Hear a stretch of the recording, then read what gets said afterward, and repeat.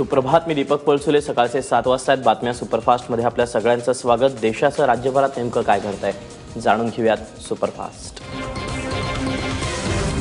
वाराणसीतल्या राजघाट पुलावर चेंगराचेंगरी होऊन 24 जणांचा मृत्यू झाला तर 19 जण जखमी झालेत. बाबा जय गुरुदेव यांच्या सत्संग दरम्यान काल ही दुर्घटना घडली. वाराणसीतील राजघाट इथे आजपासून बाबा जय गुरुदेव यांचा 2 दिवसांचा सत्संग आहे आणि यासाठीच भाविक गंगा नदी किनारी असलेल्या डोंबरी गावाकडे निघाले होते. दरम्यान भाविकांमध्ये पूल कोसळल्याची अफवा पसरली आणि लोकांनी पळापळ केली. त्यामुळे लोकांची चेंगराचेंगरी झाली आणि या दुर्घटनेत 24 जणांचा मृत्यू झाला.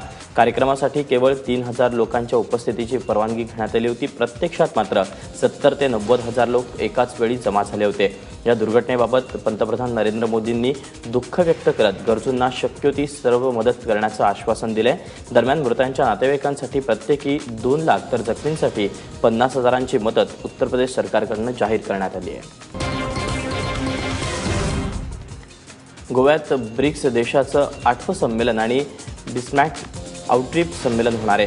भारत आणि ब्रिक्स देशांमध्ये विविध करार होणार असून पाकिस्तानकडून होणारा दहशतवाद यावर पंतप्रधान नरेंद्र मोदी बोलणार आहेत. तर आज ब्रिक्स बैठकीला सकाळी 10:30 वाजता सुरुवात होईल. त्यानंतर प्लेनरी सेशन दुपारी 1:30 वाजेपर्यंत चालेल. प्लेनरी सेशन नंतर मोदी बिमस्टेकमध्ये सहभागी होतील. गोव्यात सुरू असलेल्या ब्रिक्स परिषदेचा पहिला दिवस भारतासाठी अत्यंत महत्त्वाचा ठरला. कारण ब्रिक्स परिषदेच्या व्यासपीठावर एकत्र आलेल्या भारत आणि रशियामध्ये अनेक महत्त्वाच्या करारांवर स्वाक्षऱ्या झाल्या. S-400 मिसाईल तंत्रज्ञानासाठी दोन्ही देशांमध्ये करार झाला असून कामो हेलिकॉप्टर विक्रीसाठी देखील रशियानं सकारात्मक प्रतिसाद दिला. दहशतवादाविरोधाच्या लढाईसाठी रशिया नेहमी भारताच्या पाठीशी असेल असं आश्वासन रशियाचे अध्यक्ष व्लादिमीर पुतिन यांनी दिलं.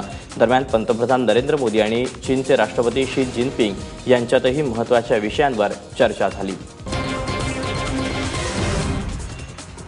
ब्रिक्स संमेलनासाठी आलेल्या 4 देशांच्या राष्ट्राध्यक्षांनी काल मोदी जॅकेट परिधान केला. रशियाचे अध्यक्ष व्लादिमीर पुतिन, चीनचे राष्ट्रपती शी जिनपिंग, ब्राझीलचे राष्ट्रपती मिचेल टेम आणि दक्षिण आफ्रिकेचे राष्ट्रपती जॅकोब झुमा यांनी वेगवेगळ्या रंगाचे मोदी जॅकेट घालून डिनरसाठी हजेरी लावली आणि फोटो सेशन केला. न्यूजर्सीमध्ये रिपब्लिकन हिंदू कोलिशननं एकाच चॅरिटी कार्यक्रमाचं आयोजन केलं. यात अमेरिकेतील राष्ट्रपती पदाच्या शर्यतीत असलेले डोनाल्ड ट्रम्प सहभागी झाले होते. दरम्यान त्यांनी अमेरिकेतील भारतीयांना आज संबोधित केलं. यावेळी डोनाल्ड ट्रम्प यांनी आपण हिंदूंचे प्रशंसक असल्याचं सांगितलं आणि जर निवडून आलं तर नरेंद्र मोदींसारखी धोरणं अमेरिकेत लागू करेन अशी घोषणा डोनाल्ड ट्रम्प यांनी केली. रिपब्लिकन हिंदू कोलिशननं आयोजित केलेल्या कार्यक्रमात बॉलिवूड, टॉलिवूड आणि पंजाबी संगीत कार्यक्रमांची रंगारंग होती.